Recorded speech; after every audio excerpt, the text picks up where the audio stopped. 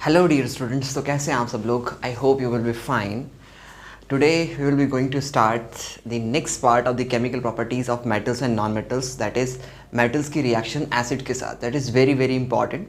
ये टॉपिक हम लोगों ने acid base and salt chapter में भी पढ़ लिया था थोड़ा सा, लेकिन इसमें हम लोगों ने HNO3 का केस को डिस्कस नहीं किया था. That is very important. तो हम लोग उसको मेटल्स एंड नॉन मेटल्स में डिस्कस करेंगे. हम लोगों ने पढ़ा है कि एसिड जो है मेटल के साथ रिएक्शन करके क्या करते हैं, हाइड्रोजन गैस को लिबरेट आउट करते हैं. लेकिन HNO3 के साथ ऐसा क्यों नहीं होता, HNO3 के साथ हाइड्रोजन गैस क्यों नहीं लिबरेट आउट होती, वो टॉपिक हम लोग को पढ़ना है. उसके साथ साथ पिछली 3 वीडियोज़ में हम लोग पढ़ चुके हैं मेटल्स एंड नॉन मेटल्स की फिज़िकल प्रॉपर्टीज़ के बारे में, उस मेटल्स की एटॉमिक की करेक्टरिस्टिक्स के बारे में, और साथ में हम लोगों ने केमिकल प्रॉपर्टीज़ ऑफ मेटल्स में वाटर के साथ रिएक्शन मेटल्स की और ऑक्सीजन के साथ रिएक्शन मेटल्स की हम लोग ये पढ़ चुके हैं. ये केमिकल प्रॉपर्टीज़ का नेक्स्ट वीडियो है जिसके अंदर हम लोग सिर्फ और सिर्फ केमिकल प्रॉपर्टीज़ ऑफ मेटल्स में हम लोग रिएक्शन विद एसिड्स को कवर करेंगे. ठीक है, इससे पहले हम लोग आगे चलें. हम लोगों ने जो पीछे पढ़ा है उसके बेसिस पर हम लोग ये 2 क्वेश्चन है उसको हम लोग करते हैं कि why do metal behave as good reducing agent. Metals जो है वो गुड रिड्यूसिंग एजेंट की तरह क्यों बिहेव करता है. तो पहले मैं आपको बता दूं रिड्यूसिंग एजेंट्स क्या होते हैं. आप लोगों ने अभी ऑक्सीडेशन और रिडक्शन पढ़ा होगा फर्स्ट चैप्टर के अंदर. ठीक है, तो रिड्यूसिंग एजेंट्स वो होते हैं जो दूसरे का रिडक्शन करा दें. तो हम लोग जानने की कोशिश करते हैं कि रिडक्शन क्या होता है, ऑक्सीडेशन क्या होता है, और रिड्यूसिंग एजेंट क्या होते हैं, और ऑक्सीडाइजिंग एजेंट क्या होते हैं. बस फिलहाल आप इतना याद रखिए कि ऐसे सब्सटेंस जो इलेक्ट्रॉन को लूज़ करते हैं आसानी से उनको हम लोग रिड्यूसिंग एजेंट बोलते हैं, और ऐसे सब्सटेंस जो इलेक्ट्रॉन को गेन करते हैं उसको हम लोग क्या बोलते हैं, ऑक्सीडाइजिंग एजेंट बोलते हैं. आई हैव ऑलरेडी टोल्ड यू कि मेटल्स जो होते हैं वो अपनी केमिकल प्रॉपर्टीज़ को शो करते हैं क्योंकि वो इलेक्ट्रॉन को इजीली लूज़ कर देते हैं, या मेटल की कैरेक्टरिस्टिक प्रॉपर्टी जो है उनके इलेक्ट्रॉन को लूज़ करने की वजह से ही होती है. तो अगर हमसे सवाल पूछा जाए कि why metals are considered to be as good reducing agents, तो because metals have low ionisation energy, they can easily lose their electrons. वो अपने इलेक्ट्रॉन को इजीली लूज़ कर सकते हैं, और इजीली लूज़ कर देंगे तो हम लोग क्या बोलेंगे कि वो गुड रिड्यूसिंग एजेंट्स हैं. समझ में आया? तो यहाँ पर है why metal behave as a good reducing agents. Metals have low ionisation energy, hence they can easily lose electrons. वो इजीली लूज कर सकते हैं इलेक्ट्रॉन्स, और मैं बता चुका हूँ आयनाइजेशन एनर्जी क्या होती है पिछली वीडियोज़ में. And can bring the reduction of other substance. दूसरे सब्सटेंस का क्या कर सकते हैं, रिडक्शन कर सकते हैं. Therefore they act as a good reducing agent, इसलिए हम उनको गुड रिड्यूसिंग एजेंट बोलते हैं. तो देखो यहाँ पर मैंने लिख दिया है substance that lose electrons are called reducing agents, और substance that can gain electrons are called oxidising agent. आगे चलते हैं हम लोग. Which of the followings elements, इनमें से कौन से एलिमेंट जो है वो मेटल्स हैं. तो आई हैव ऑलरेडी टोल्ड यू कि यहाँ पर ये हमारे पास जो स्ट्रक्चर होता है, जो इस तरह से लिखा हुआ होता है, उसमें ये जो नंबर होता है, ये बड़ा सा जो होता है, इसको हम लोग सिंबल बोलते हैं. जैसे अगर सपोज़ करो ऐसे लिखा हुआ है कहीं पर कैल्शियम, ठीक है, तो ये कैल्शियम होगा, सी उसका सिंबल हो जाएगा, और उसके नीचे जो लिखा हुआ होगा वो उसका एटॉमिक नंबर होगा, और जो ऊपर होगा वो उसका एटॉमिक मास होगा. ओके, तो यहाँ पर हम लोग बात करते हैं. सबसे पहले एक्स एलिमेंट की तरफ चलते हैं. एक्स एलिमेंट्स का एटॉमिक नंबर अगर हम देखें तो 11 है. उसके मास से हमें मतलब नहीं है, एलिमेंट्स के एटॉमिक नंबर से मतलब हमें. ओके, तो एटॉमिक नंबर 11 है तो उसकी इलेक्ट्रॉनिक कॉन्फ़िगरेशन करेंगे तो इलेक्ट्रॉनिक कॉन्फ़िगरेशन आएगी 281. ठीक है, इसका एटॉमिक नंबर 9 है तो 9 के इलेक्ट्रॉनिक कॉन्फ़िगरेशन होगी 2,7. इसका एटॉमिक नंबर 10 है तो उसकी इलेक्ट्रॉनिक कॉन्फ़िगरेशन होगी 2,8. इसका एटॉमिक नंबर 13 है तो उसकी इलेक्ट्रॉनिक कॉन्फ़िगरेशन होगी 283. As I have already told you in the previous videos कि क्या बताया था कि मेटल्स के आउटर मोस्ट शेल में 1 या 2 या 3 इलेक्ट्रॉन्स होते हैं. तो अगर हम लोग चेक कर लेते हैं यहाँ पर किस किस के आउटर मोस्ट शेल में 1 या 2 या 3 इलेक्ट्रॉन्स हैं, वही हम मेटल्स को कंसिडर करेंगे. तो यहाँ पर ये वाला जो एलिमेंट है, ठीक है, इसके आउटर मोस्ट शेल में 1 इलेक्ट्रॉन है और इसके आउटर मोस्ट शेल में 1 इलेक्ट्रॉन्स है. ठीक है, तो हम बोलेंगे यहाँ पर कि X and M are the metals, बाकी जो है वो नॉन मेटल्स हैं. ओके, ये यहाँ पर नोबल गैस हो जाएगी क्योंकि इसके आउटर मोस्ट शेल में 8 इलेक्ट्रॉन है, पूरे कम्प्लीटली फिल्ड है, और इसके आउटर मोस्ट शेल में 3 से ज़्यादा इलेक्ट्रॉन है, 3 से ज़्यादा इलेक्ट्रॉन है, तो वो नॉन मेटल कंसिडर्ड कर दिया जाएगा. ओके, समझ में आया? तो चलिए अब हम लोग शुरू करते हैं केमिकल प्रॉपर्टीज़ ऑफ मेटल्स में. क्या कि what happens when metals react with acids.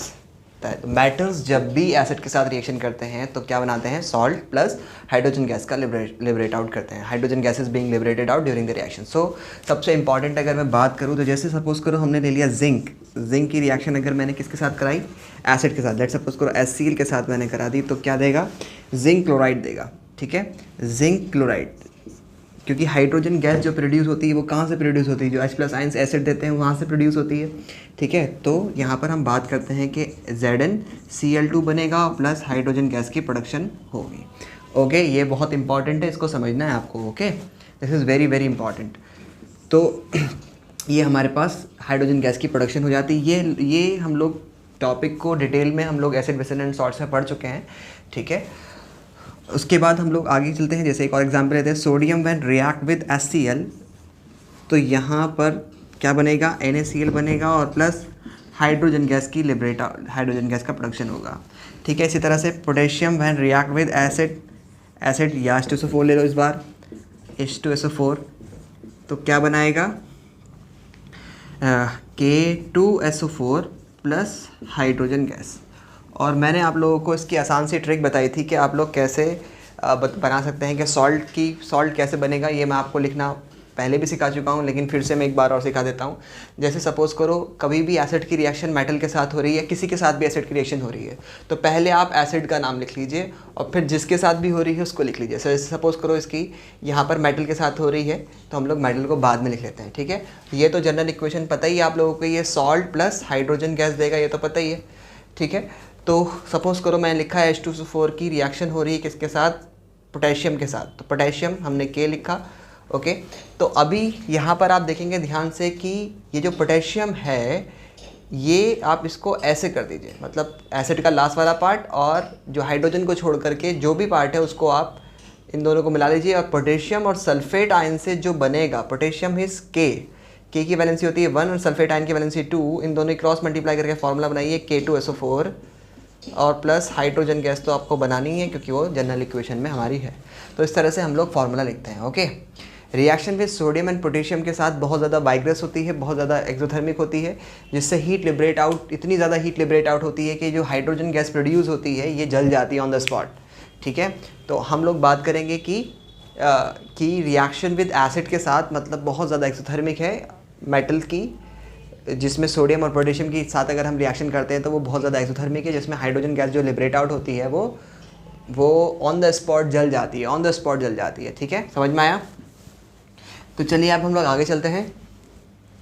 That is metals and non metals में सबसे इम्पॉर्टेंट केस, एक इम्पॉर्टेंट केस ये भी आता है कि क्या सारे मेटल्स हाइड्रोजन गैस से क्या सारे मेटल एसिड से रिएक्शन करने के बाद हाइड्रोजन गैस को प्रोड्यूस करते हैं। तो हमने बोला था, ये मैं पढ़ा चुका हूँ आप लोगों को, कि जो मेटल्स हाइड्रोजन से रिएक्टिविटी सीरीज़ में नीचे आते हैं, ये क्या हो रहा है, व्हाट इज़ हैपनिंग हेयर।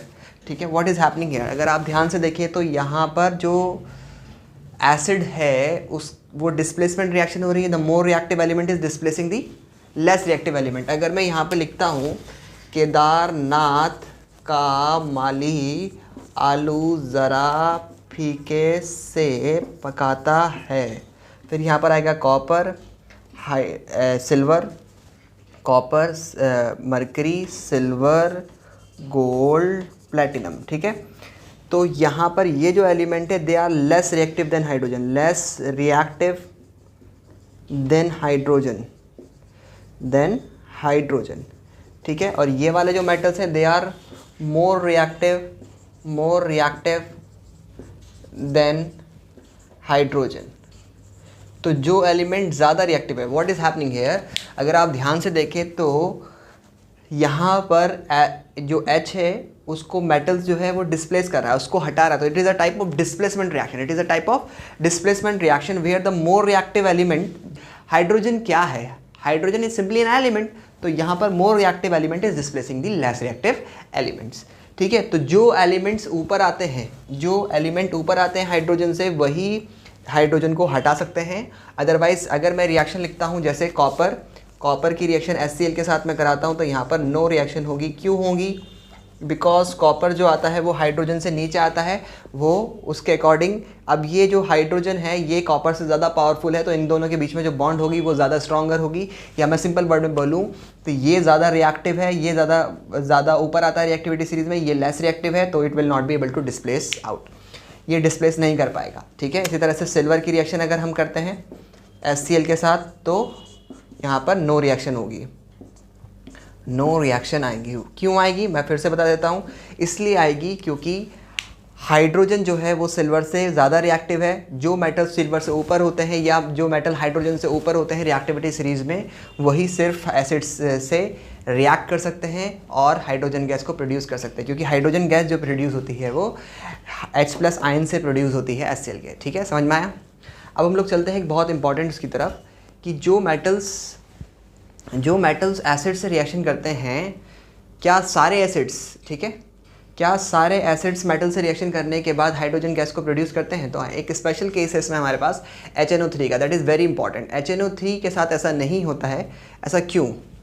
तो हमारे पास सवाल है कि why metals on reaction with HNO3 liberate out hydrogen gas, metals do not liberate out hydrogen gas. ठीक है, मेटल्स जो है HNO3 के साथ रिएक्शन करने पर हाइड्रोजन गैस को लिबरेट आउट क्यों नहीं करते, जबकि HNO3 की स्ट्रॉन्ग एसिड है। ठीक है, ऐसा क्यों होता है? देखो, ऐसा इसलिए होता है, थोड़ा सा हम लोग स्ट्रक्चर के बारे में जानने की कोशिश करते हैं। HNO3 जो है वो एक स्ट्रॉन्ग ऑक्सीडाइजिंग एजेंट है, ठीक है। तो ये क्या करता है, जैसे ही HNO3 जिंक के साथ रिएक्शन करेगा, मतलब जिंक हेल्प करेगा उससे H+ आयंस निकालने की। और हाइड्रोजन गैस, पहले मैं अगर कॉन्सेप्ट समझाऊँ तो हाइड्रोजन गैस का प्रोडक्शन कैसे हो रहा है। एसिड के पास होते हैं H+ आयंस, ठीक है, और मेटल के पास होते हैं क्या, इलेक्ट्रॉन्स। ठीक है, लेट सपोज करो हमारे पास यहाँ पर जिंक है, जिंक कैन डोनेट 2 इलेक्ट्रॉन्स, तो जिंक के पास 2 इलेक्ट्रॉन है। तो अभी ये क्या है, H+ आयंस है। तो H+ आयंस का मतलब क्या हुआ कि यहाँ पर इन दोनों के पास एक भी इलेक्ट्रॉन नहीं है। H+ आयंस मतलब simply when hydrogen atom donate it's 1 electron, तो वो क्या बन जाता है, H+ आयन बन जाता है। और हाइड्रोजन गैस में क्या फ़र्क है, हाइड्रोजन गैस में ये फ़र्क है कि हाइड्रोजन गैस जो होती है वो H2 मॉलिक्यूल होता है, जिसमें दोनों के पास एक एक इलेक्ट्रॉन होना चाहिए। तो यहाँ पर दोनों के पास एक एक इलेक्ट्रॉन होगा, तो वो कौन देगा, मेटल देगा। तो एक्चुअल में मेटल क्या करेगा अपने, जैसे सपोज करो जिंक कैन डोनेट 2 इलेक्ट्रॉन, तो यहाँ पर इसके पास सपोज करो ये 2 इलेक्ट्रॉन है, ये अपना 1 इलेक्ट्रॉन इसको देगा, 1 इलेक्ट्रॉन इसको देगा, तो ये दोनों क्या बन जाएंगे, H एटम्स बन जाएंगे। और फिर इन दोनों के बीच में क्या बन जाएगी, बॉन्ड बन जाएगा, और ये बन जाएगा हमारे पास हाइड्रोजन गैस का मॉलिक्यूल। ठीक है, समझ में आया। तो metals are helping the H+ ions to gain electrons, मतलब मेटल्स क्या कर रहा है, डोनेट कर रहा है किसको, H+ आयंस को इलेक्ट्रॉन, ताकि वो H एटम्स बन जाए, और जब वो H एटम्स बन जाएंगे तो वो हाइड्रोजन गैस की फॉर्मेशन हो सकती है, क्योंकि हाइड्रोजन गैस की फॉर्मेशन होने के लिए दोनों H एटम के पास इलेक्ट्रॉन चाहिए। यहाँ तक समझ में आ गई बात। तो चलिए इसको हम लोग थोड़ा सा ऐसे समझने की कोशिश करते हैं। सपोज़ करो ये 2 मॉलिक्यूल हैं बीकर के अंदर मतलब मिलियंस ऑफ मॉलिक्यूल होंगे HNO3 के। ये HNO3 का मॉलिक्यूल है HNO3, ठीक है। तो ये HNO3 का मॉलिक्यूल है। सपोज़ करो कि ये दो मॉलिक्यूल है HNO3 के, ओके। तो सपोज़ करो यहाँ पर जिंक है, और जिंक ने इस वाले HNO3 से कहा कि भाई तुम H+ आयन डोनेट करो, H+ आयन डोनेट करो। एसिड्स क्या करते हैं, H+ आयन को डोनेट करते हैं। तो ये इससे बात कर रहा है कि भाई H+ आयन डोनेट करो, मेरे पास इलेक्ट्रॉन है और मैं तुम्हें इलेक्ट्रॉन देके H एटम बना दूंगा, जिससे तुम हाइड्रोजन गैस की फॉर्मेशन कर सकते हो। ठीक है, ये इसकी बात में आ गया। और इसने क्या किया, अपने ये वाले एक सिंगल बॉन्ड जो होता है वो 2 इलेक्ट्रॉन से मिलकर के बनता है, जिसमें एक ऑक्सीजन का इलेक्ट्रॉन है यहाँ पर और एक हाइड्रोजन का इलेक्ट्रॉन है। तो इसने क्या किया, अपने दोनों इलेक्ट्रॉन, मतलब एक ऑक्सीजन का तो ऑक्सीजन के पास ही है, और अपना एक इलेक्ट्रॉन जो हाइड्रोजन का था वो भी इसी को दे दिया। और क्योंकि इसने अपना इलेक्ट्रॉन एक ऑक्सीजन को दे दिया, तो इस पर आ गया नेगेटिव चार्ज, और इसने डोनेट कर दिया तो इस पर आ गया पॉजिटिव चार्ज। अब ये H+ आयन की फॉर्मेशन हो गई। ठीक है, now zinc is ready to donate electrons. Zinc क्या कर रहा है, इसको डोनेट करने के लिए तैयार है, क्योंकि जिंक क्या है, मेटल है। ठीक है, उसने हेल्प तो कर दी, उससे बात सब जिंक ने करी है। लेकिन एक्चुअल में क्या होता है कि इससे पहले जिंक डोनेट करे इसको अपना इलेक्ट्रॉन, इससे पहले क्या करता है कि जो HNO3 के पास जो दूसरा मॉलिक्यूल है हमारे पास, जो HNO3 का दूसरा मॉलिक्यूल होगा बीकर में जस्ट उसकी बराबर में, ठीक है, तो वो क्या करता है, वो अपने इलेक्ट्रॉन, ये वाले 2 इलेक्ट्रॉन इसको डोनेट कर देता है। मतलब क्या होगा, सिंपली अगर आप देखें तो ये वाला जो ऑक्सीजन के 2 इलेक्ट्रॉन्स हैं ये इस H एटम्स को डोनेट कर देगा, H+ आयन को डोनेट कर देगा और उससे क्या बना लेगा, एक स्पेशल मॉलिक्यूल बनाएगा। देखो इस तरह का इंटरमीडिएट बनाएगा ये वाला। समझने की कोशिश करना, मुश्किल नहीं, बहुत आसान है, ठीक है। चीज़ों को समझोगे तभी तो आसान लगेगा। ये हमारे पास HNO, ठीक है, ये हमारे पास मॉलिक्यूल है। अब यहाँ पर जो H+ आयन है, जो इसने इसको अपने दोनों इलेक्ट्रॉन्स को H+ आयन को डोनेट करे हैं, उससे क्या बन जाएगा, एक सिंगल बॉन्ड बन जाएगा, क्योंकि H के पास तो अब इलेक्ट्रॉन है ही नहीं। तो जब एक इलेक्ट्रॉन नहीं है तो इसने क्या किया, एक मॉलिक्यूल, मतलब इसने क्या किया, सिंपल वर्ड में अगर देखो तो यहाँ पर जो 2 इलेक्ट्रॉन थे उससे एक सिंगल बॉन्ड बना दिया, क्योंकि हाइड्रोजन के पास तो इलेक्ट्रॉन है नहीं, तो इसने अपना एक इलेक्ट्रॉन डोनेट कर दिया और एक खुद के पास है, तो क्या बना, ये इसके बीच में एक बॉन्ड बन गया। और क्योंकि इसने हाइड्रोजन को एक इलेक्ट्रॉन डोनेट कर दिया तो हाइड्रोजन का प्लस चार्ज खत्म हो गया। और क्योंकि यहाँ पर इसने अपना एक इलेक्ट्रॉन हाइड्रोजन को डोनेट कर दिया तो यहाँ पर इस पर पॉजिटिव चार्ज आ गया। क्यों आया पॉजिटिव चार्ज, क्योंकि इसने अपना, देखो फिर से समझो, इसने क्योंकि अपना दोनों इलेक्ट्रॉन थे, यहाँ पर 2 इलेक्ट्रॉन थे, उसमें से एक इलेक्ट्रॉन तो उसके खुद के पास है, एक इसने हाइड्रोजन को दे दिया। क्योंकि हाइड्रोजन को इसने एक इलेक्ट्रॉन दे दिया तो इसलिए हाइड्रोजन का जो H+ आयन था ये वाला, इसने इसको एक इलेक्ट्रॉन दे दिया तो इसलिए यहाँ पर इसका चार्ज खत्म हो गया। लेकिन क्या है कि यहाँ पर इसके पास पॉजिटिव चार्ज आ गया, क्योंकि इसने एक इलेक्ट्रॉन दे दिया, उसको इलेक्ट्रॉन हाइड्रोजन को दे दिया, इसलिए इसके पास पॉजिटिव चार्ज आ गया। ऑक्सीजन यहाँ पर थोड़ी सी दीनदयाल है, मतलब यहाँ पर अपने इलेक्ट्रॉन, ऑक्सीजन को जब भी ऐसा मौका मिलता है वो कोशिश करती है कि वो जल्दी से अपने इलेक्ट्रॉन दे दे, ठीक है। अब यहाँ पर इसने दे तो दिया, लेकिन ये बहुत पछताती है ऑक्सीजन कि यार मैंने क्यों दे दिया, मेरे पास पॉजिटिव चार्ज आ गया, बहुत मुश्किल हो रही है, बहुत ज़्यादा। तो ये अपनी बात में तो बहुत खरा होता है ऑक्सीजन, कि जिसको एक बार दे दिया उससे वापस नहीं लेगा। तो क्या करता है कि यहाँ पर जो नाइट्रोजन है ना, नाइट्रोजन, ये वाला जो नाइट्रोजन, इसके साथ जो उसने बॉन्ड बना रखा है, ये इससे एक तो इलेक्ट्रॉन, अगर मैं इसको देखो यहाँ पर ये जो सिंगल बॉन्ड है ये कैसे बना होगा, एक इसमें ऑक्सीजन का इलेक्ट्रॉन होगा और एक इसमें नाइट्रोजन का इलेक्ट्रॉन होगा। तो ये क्या करता है, इस नाइट्रोजन से क्या करेगा, अपना इलेक्ट्रॉन को भी, अपना इलेक्ट्रॉन तो है ही, साथ में नाइट्रोजन के साथ भी जो इलेक्ट्रॉन है उसको भी अपनी तरफ खींच लेगा, यानी इस वाले इलेक्ट्रॉन को भी इस तरफ खींच लेगा। समझना है, गिव अप नहीं करना है, बहुत इंपॉर्टेंट है, बहुत आसान है। तो ये क्या करेगा, इससे अपना इलेक्ट्रॉन यहाँ पर इसको इसके साथ खींच लेगा। यानी कि सिंपल वर्ड में बोलूँ तो यहाँ पर जो बॉन्ड है इसके 2 इलेक्ट्रॉन दोनों के दोनों ये रख लेगा। तो एक तो इसके पास है ही ऑक्सीजन का अपना खुद का इलेक्ट्रॉन, और एक जब नाइट्रोजन का जब इलेक्ट्रॉन यहाँ पर इसमें चला जाएगा तो इसका पॉजिटिव चार्ज खत्म हो जाएगा और क्या हो जाएगा, वाटर की फॉर्मेशन हो जाएगी। क्या हो जाएगा, वाटर की फॉर्मेशन, ये H2O बन जाएगा, H2O बन जाएगा, ठीक है। तो यहाँ पर ये वाले दोनों इलेक्ट्रॉन्स, एक तो ऑक्सीजन का है एक नाइट्रोजन का है, दोनों इलेक्ट्रॉन ये ले लेगा और क्या बना देगा, वाटर, H, ठीक है। मैं ऐसे बना देता हूँ कि यहाँ पर ये O, ये H और यहाँ पर जब दोनों इलेक्ट्रॉन आ जाएंगे तो ये तो पहले से थे, ठीक है, 2 इलेक्ट्रॉन तो पहले से थे और ये दोनों यहाँ पर आ जाएंगे इसके पास, तो इसका चार्ज भी खत्म हो जाएगा और ये वाटर की फॉर्मेशन हो गई। अब क्योंकि इसने, ध्यान से देखो, क्योंकि इसने यहाँ से नाइट्रोजन का एक इलेक्ट्रॉन ले लिया था, तो जब एक इलेक्ट्रॉन नाइट्रोजन का ले लिया था, जो यहाँ पर बॉन्ड में पार्टिसिपेट करा था ना, एक नाइट्रोजन का था एक ऑक्सीजन का था, तो क्योंकि इसने नाइट्रोजन का एक इलेक्ट्रॉन ले लिया था तो नाइट्रोजन पर यहाँ पर क्या आ जाएगा, पॉजिटिव चार्ज आ जाएगा और ये बन जाएगा हमारे पास N, ये वाला मॉलिक्यूल हमारे पास बन जाएगा N पॉजिटिव, तो जिसको हम लोग बोलते हैं NO2 पॉजिटिव, और यहाँ पर हमारे पास क्या बन गया, वाटर बन गया, ठीक है, समझ में आया। अब क्या होगा, ये हमारे पास बना NO2 पॉजिटिव और यहाँ पर हमारे पास क्या बना, NO3 नेगेटिव। ये जो NO3 माइनस मॉलिक्यूल है, क्यों माइनस है, क्योंकि देखो यहाँ पर ये जो ऑक्सीजन की, ये जो यहाँ पर जो सिंगल बॉन्ड था हाइड्रोजन और ऑक्सीजन के बीच में, यहाँ के इसमें हाइड्रोजन का एक इलेक्ट्रॉन इसने ले लिया था, इस पर नेगेटिव चार्ज आ गया। जो इलेक्ट्रॉन गेन करता है उस पर नेगेटिव चार्ज आता है, जो इलेक्ट्रॉन लूज करता है उस पर पॉजिटिव चार्ज आता है। तो यहाँ पर इसने इलेक्ट्रॉन, हाइड्रोजन का इलेक्ट्रॉन रख लिया था, हाइड्रोजन अपना इलेक्ट्रॉन छोड़ करके ही तो H+ आयन बनता है, तो यहाँ पे ये इलेक्ट्रॉन छोड़ करके गया तो इसके पास नेगेटिव चार्ज आ गया, जिससे कि इसकी वजह से ये बन गया नाइट्रेट आयन NO3, ठीक है। और यहाँ पर हमारे पास NO2 पॉजिटिव आयन बना, दूसरे मॉलिक्यूल की वजह से क्या बना, NO2 पॉजिटिव। तो ये दोनों मिलके क्या बना देंगे, N2O5 गैस बना देंगे, N2O5 गैस बना देंगे। तो सिंपल वर्ड में मैं बोलूँ तो क्या हो रहा है यहाँ पर, फिर से एक बार जल्दी से समझ लेते हैं हम लोग कि यहाँ पर हमारे पास जो हाइड्रोजन है, एक पहले वाले, ये हमारे पास 2 मॉलिक्यूल है, हम 2 मॉलिक्यूल की बात कर रहे हैं, ये हमारे पास फर्स्ट है और ये हमारे पास सेकेंड मॉलिक्यूल है, ठीक है। तो जिंक क्या करता है, फिर से हम लोग समझते हैं, जिंक क्या करता है, हेल्प करता है क्या, इससे H+ आयंस निकालने की। पहले वाले मॉलिक्यूल से बोलता है कि H+ आयन दो भाई, मैं हाइड्रोजन गैस बनने में तुम्हारी मदद करूंगा, I have electron, I can donate electron to you, मैं डोनेट कर सकता हूं। तो जैसे ही ये H+ आयन की फॉर्मेशन होती है, यहाँ पर ये अपने इलेक्ट्रॉन छोड़ करके आता है, फौरन से ये वाला जो ऑक्सीजन के पास 2 इलेक्ट्रॉन हैं, ये इसको डोनेट कर देता है। इससे पहले जिंक डोनेट करे, इससे पहले ये डोनेट कर देता है, ठीक है। और जैसे ही ये डोनेट करता है तो क्या स्टेप आ जाता है, ये बन जाएगा, ये बनेगा हमारे पास, ये हमारे पास हाइड्रोजन पहले से है यहाँ पर, ये 2 इलेक्ट्रॉन पहले से है यहाँ पर, और क्योंकि इसने इन दोनों इलेक्ट्रॉन से एक सिंगल बॉन्ड बना लिया, देखो हाइड्रोजन आयन के पास तो कोई इलेक्ट्रॉन है नहीं, तो यहाँ पर इन दोनों इलेक्ट्रॉन से एक सिंगल बॉन्ड बनता है। देखो 2 इलेक्ट्रॉन से हमेशा एक सिंगल बॉन्ड बनता है, तो यहाँ पर सिंगल बॉन्ड बन गया। क्योंकि हाइड्रोजन के पास यहाँ पे इलेक्ट्रॉन नहीं था, ऑक्सीजन ने उसको एक इलेक्ट्रॉन दे दिया, तो इसका पॉजिटिव चार्ज खत्म हो गया H+ आयन का। लेकिन क्योंकि इसने इसको दे दिया तो इस पर यहाँ पर पॉजिटिव चार्ज आ गया, ठीक है, समझ में आया, इस पर यहाँ पर पॉजिटिव चार्ज आ गया।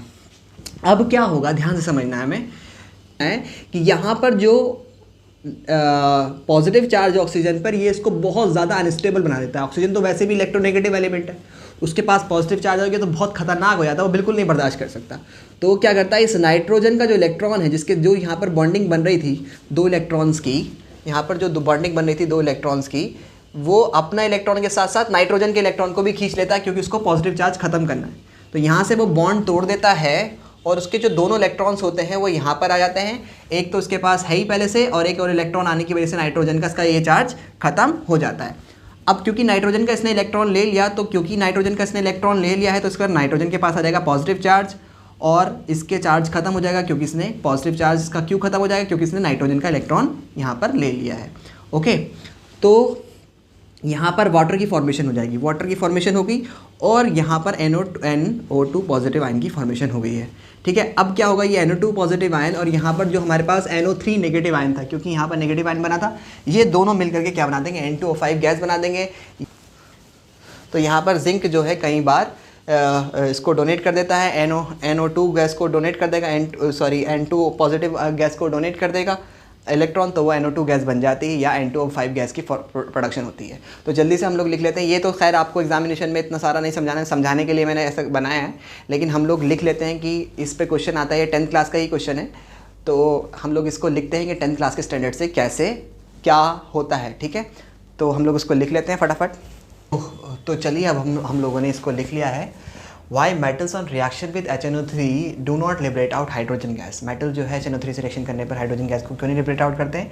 तो मैंने लिखा HNO3 being an strong oxidizing agent, HNO3 एक स्ट्रॉन्ग ऑक्सीडाइजिंग एजेंट है, वो ऑक्सीडाइज कर देता है the H+ ions of acid, जो H+ आयंस है एसिड के, वो उसको ऑक्सीडाइज कर देता है टू वाटर, पानी में, and itself get reduce, itself उसका रिडक्शन, और खुद जो है वो रिड्यूस हो जाता है to nitrogen oxide, nitrogen oxides में सच एज NO2 या फिर N2O5, ओके।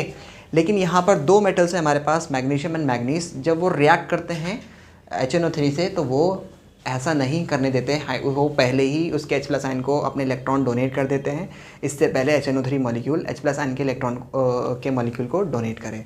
या मैं सिंपल वर्ड में बोलूँ कि मैग्नीशियम जो है या मैग्नीज जो है वो जल्दी से रिएक्ट कर जाते हैं H+ आयन को, वो पहले इलेक्ट्रॉन डोनेट कर देते हैं, जिससे हाइड्रोजन गैस की प्रोडक्शन हो जाती है, ठीक है। तो यहाँ पर however there are 2 metals magnesium and manganese which on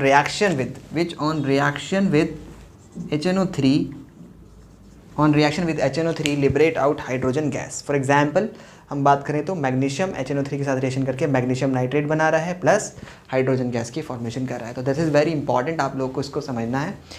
अगर नहीं समझ में आया तो फिर से एक बार समझने की कोशिश कीजिएगा, क्योंकि कुछ चीज़ें हम लोग नहीं पढ़ते हैं ना, नहीं पढ़ते हैं, तो गिव अप नहीं करना होता है, हमें गिव अप नहीं करना होता है, हमें समझना होता है, ताकि आप लोग एक्स्ट्रा ऑर्डिनरी स्टूडेंट्स बने, ठीक है। कॉन्सेप्ट को समझोगे, समझ में आएगा, ऐसे तो कोई भी पढ़ा दे, ऐसे तो बहुत मिल जाएंगे, ठीक है, लेकिन कॉन्सेप्ट को समझ के पढ़ना और तभी ज़्यादा अच्छा होता है। I am teaching you very hard, बहुत मुश्किल से मैं मतलब सोच रहा था कि मैं इतना समझाऊं कि नहीं समझाऊं, कि बच्चों की समझ में आएगा कि नहीं आएगा, समझने की कोशिश करेंगे नहीं करेंगे, गिव अप तो नहीं कर देंगे। फिर मैंने सोचा मेरा काम है समझाना का, एक बार मैं कोशिश करता हूं कि वो बार बार समझें, बार बार वो कोशिश करें, ठीक है। तो होप ये वीडियो आपको समझ में आई होगी, आप इसको फिर से देखिएगा, शेयर कीजिएगा अपने फ्रेंड्स के साथ। चलिए हम लोग आगे चलते हैं।